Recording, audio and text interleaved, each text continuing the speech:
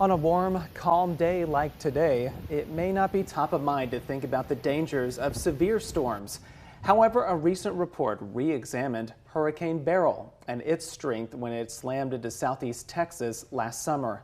The National Hurricane Center released its report on the storm at the end of January. It found the winds when the storm hit the coast even higher than previously thought. Beryl came in just under a Category 2 threshold. It knocked out power as well for more than 2 million people in the summer heat.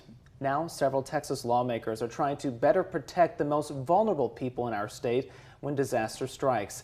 KXAN's Avery has been following several bills filed this session. And Avery, this is all meant to protect seniors. Right. Well, we're already seeing several proposals, different angles, a lot of them though centering on backup generation, basically keeping the power on for seniors who often are relying on life-saving medical equipment or really just simply are more at risk to those extreme weather conditions and elements like cold and heat when these storms do hit. Now, there are already some backup power requirements for certain facilities, and that's important to understand, but it really depends whether you're in a nursing home or another regulated facility.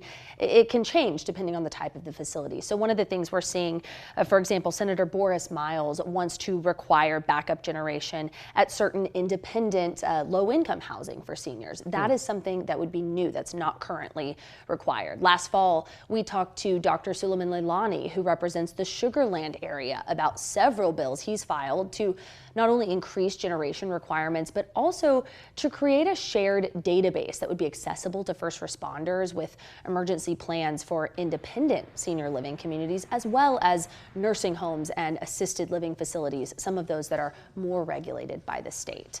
Now, there's other proposals too. Our media partners at the Texas Tribune note at least 6 of these kinds of bills have been filed. There's one, will specifically targeting keeping elevators running during storms. So there's quite a lot to follow. Okay, so there's a few on the table, some that have been filed in the past, but you've also been tracking similar bills that in the past had failed at the Texas Capitol. That's right.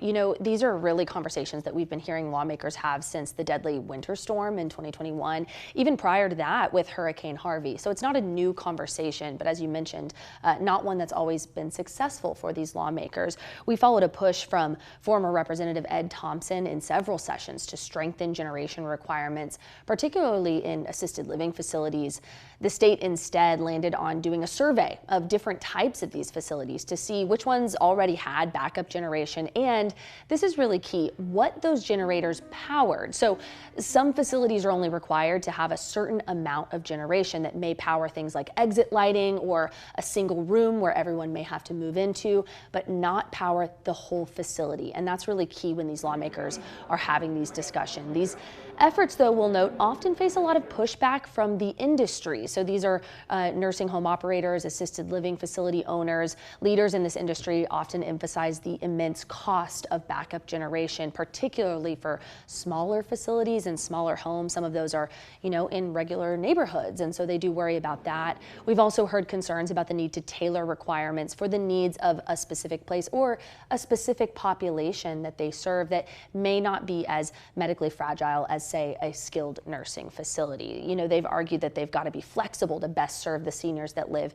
in their specific home. But Will, something we want to note to watch is this conversation and focus on independent living facilities. Those aren't regulated by state health authorities the same way as a nursing home or an assisted living facility. So that could really be a standout piece of this conversation that defines this legislative session as opposed to the conversations in the past. Well, thank you for all of that work that you've done previous to now and for the coverage you're doing at this point. We appreciate all of it. Thanks again for being with us. Thanks for having me. And we'll be right back after this.